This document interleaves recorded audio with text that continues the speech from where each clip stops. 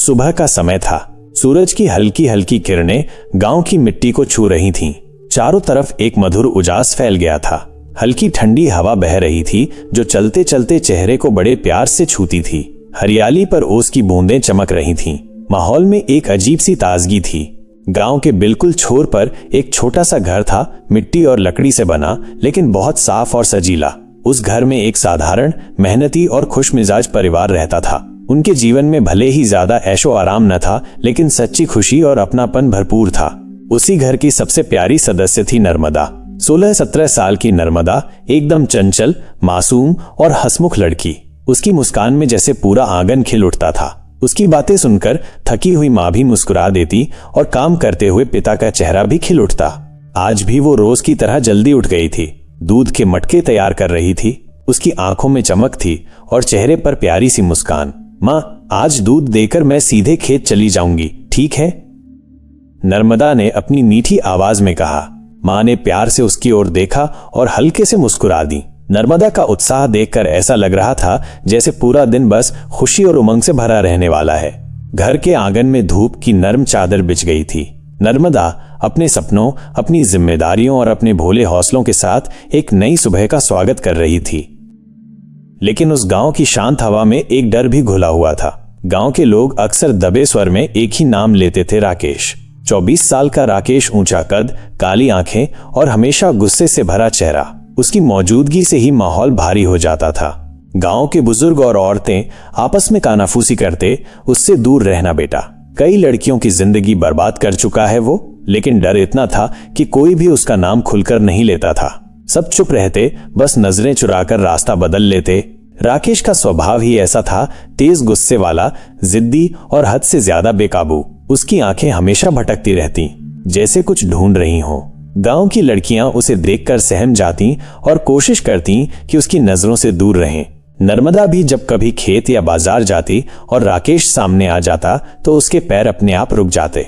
वो झिझक कर सिर झुका लेती और तेज कदमों से वहां से निकलने की कोशिश करती। राकेश की घूरती नजरें उसके पीछे पीछे चलती, जैसे उसका पीछा कर रही हों।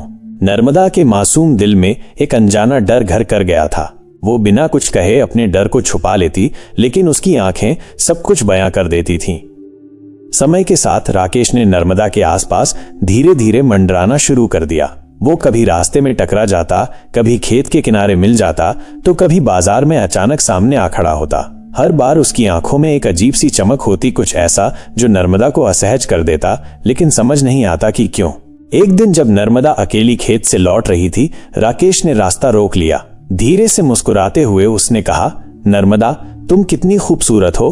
तुम्हें देखे बिना अब जीना मुश्किल हो गया है। राकेश के शब्द बहुत मीठे थे। उन शब्दों में ऐसा जादू था कि नर्मदा का नाजुक दिल धड़क उठा। अब तक उसने कभी किसी अजनबी की इतनी तारीफ नहीं सुनी थी। उसके मासूम मन को लगा, शायद सच में मैं खास हूं, शायद कोई पहली बार मुझे सच में समझ रहा है। राकेश की मीठी बातें उसकी कोमल भावनाओं में धीरे धीरे उतरने लगीं। नर्मदा, जो अब तक अपने छोटे से संसार में सिमटी थी, अब खुद को किसी के प्यार के एहसास में भीगता हुआ महसूस कर रही थी। वो धीरे धीरे राकेश की बातों के जाल में फंसती चली गई, बिना ये जाने कि सामने जो मुस्कुराहट है उसके पीछे कोई गहरी चाल भी छुपी हो सकती है। 6 महीने बीत गए। नर्मदा अब पहले से भी ज्यादा खिली खिली और खुश नजर आने लगी थी। इसी बीच एक दिन उसके लिए एक अच्छा रिश्ता आया। लड़के का स्वभाव और परिवार सबको बहुत पसंद आया। कुछ ही दिनों में नर्मदा की सगाई तय हो गई। पूरा घर खुशियों से भर गया। माँ की आंखों में आंसू थे, खुशी के आंसू। वो बार बार नर्मदा को सीने से लगाती और कहती, मेरी नरमू अब घर की दुल्हन बनेगी। उसके चेहरे पर गर्व और ममता दोनों झलक रहे थे। पिता भी बहुत खुश थे। उन्होंने मुस्कुराते हुए कहा, इस बार मामा के बिना शादी की रस्में पूरी नहीं होंगी। मामा को बुलाना जरूरी है। यह सोचकर परिवार ने तय किया कि वे सब नर्मदा के मामा के घर जाएंगे, उन्हें बुलाने और रस्मों की बातें तय करने। सभी ने जल्दी जल्दी सामान समेटा और निकल पड़े। लेकिन नर्मदा को घर पर ही रहना पड़ा, क्योंकि कुछ जरूरी काम थे। गाय भैंसों का ध्यान रखना, दूध निकालना और खेत की रखवाली करना। वैसे भी सबको यकीन था कि गांव में कोई डर की बात नहीं थी। उस दिन नर्मदा का मन सपनों से भरा हुआ था। वो सोच रही थी, कैसी होगी मेरी नई जिंदगी, कौन होगा मेरा साथी, क्या वो मुझे ऐसे ही प्यार करेगा। उसने अपने मन में हजारों सपनों की रंगीन दुनिया बुन ली थी आंगन में अकेले बैठी नर्मदा कभी मुस्कुराती, कभी शर्माकर अपनी चूड़ियों को खनकाती। हर पल उसके दिल में एक नई उमंग जाग रही थी। लेकिन उसे क्या पता था कि यही दिन उसकी जिंदगी का सबसे बड़ा इम्तिहान भी बन सकता है। उस दिन दोपहर के करीब 1:30 बजे थे। धूप तेज थी और गांव की गलियां लगभग सूनी थीं। नर्मदा अकेली घर पर थी। तभी उसके पास एक संदेश आया, राकेश का संदेश। उसने लिखा था, नर्मदा बस एक बार घर के पीछे आ जाओ, तुमसे जरूरी बात करनी है, बस 2 मिनट। नर्मदा थोड़ी देर तक सोचती रही। उसे कुछ अजीब सा महसूस हो रहा था, पर राकेश की पुरानी मीठी बातों ने उसके दिल में जगह बना ली थी। वो सोचने लगी, शायद कोई जरूरी बात हो या कोई गलतफहमी सुलझानी हो। फिर वो धीरे धीरे घर के पीछे गई। वहां राकेश पहले से खड़ा था। उसकी आंखें लाल थीं और चाल में गुस्से और जल्दीपन का मिला जुला भाव था। राकेश ने जल्दी से कहा, बस चलो मेरे साथ, 2 मिनट की बात है, फिर जो कहोगी वही करूंगा। नर्मदा कुछ समझ नहीं पाई, पर वो उसकी बातों में आ गई। राकेश ने उसे जबरदस्ती कार में बैठा लिया और तेजी से गांव से बाहर ले गया, एक सुनसान खेत की ओर। वहां पहुंचते ही राकेश का असली चेहरा सामने आ गया। उसने नर्मदा को बुरी तरह से पीटा। उसकी मासूमियत, उसकी चुप्पी और उसका भरोसा सब रौंद डाले। उसने नर्मदा की जिंदगी का सबसे काला पल वहीं लिख डाला। नर्मदा चीखी, गिड़गिड़ाई, रोई, लेकिन चारों ओर बस सन्नाटा था। कोई सुनने वाला नहीं था। घटना के बाद राकेश उसे उसी हालत में कार में डालकर वापस गांव ले आया और चुपचाप उसे उसके घर के पीछे छोड़ गया, टूटी, सहमी और चुप नर्मदा को। उस पल से नर्मदा की वो मासूम दुनिया जो उसने अपने ख्वाबों में सजाई थी, एक झटके में बिखर गई। शाम को लगभग 5:30 का समय था। नर्मदा के माता पिता मामा के घर से लौटे। जैसे ही उन्होंने आंगन में कदम रखा, एक अजीब सी शांति ने उनका स्वागत किया, एक डरावनी, बोझिल खामोशी। माँ ने चारों ओर नजर डाली। नरमू, कहाँ है बेटा? आवाज दी, पर कोई उत्तर नहीं मिला। गायें बंधी थीं, दरवाजा खुला था, लेकिन घर में कोई हलचल नहीं थी। माँ ने दोबारा पुकारा, नरमू, कहाँ है मेरी बच्ची? अब आवाज में हल्की घबराहट थी।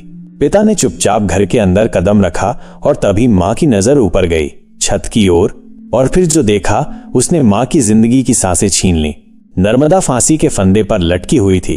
उसकी आंखें बंद थीं, चेहरे पर दर्द की एक परत थी और उस मासूम चेहरे की मुस्कान हमेशा के लिए खो चुकी थी। माँ की चीख निकल पड़ी, नरमू, हे भगवान, मेरी बच्ची! वो वहीं जमीन पर गिर पड़ी। पिता का चेहरा पत्थर जैसा हो गया। उसके होंठ कांप रहे थे, आंखों से आंसू बह निकले, पर वो कुछ बोल नहीं पाया। पूरा घर एक पल में उजड़ गया था। दीवारें तक जैसे रोने लगी थीं। वो कोना जहां नर्मदा बैठकर हंसती थी, अब सूनापन ओढ़े खड़ा था। उसके चूड़ी बिंदी की खनक अब सिर्फ यादों में रह गई थी। गांव के लोग दौड़कर आए, पर बहुत देर हो चुकी थी। एक नन्ही जान जो कल तक सपनों से भरी थी, आज समाज की चुप्पी और एक दरिंदे की हैवानियत का शिकार बन गई थी।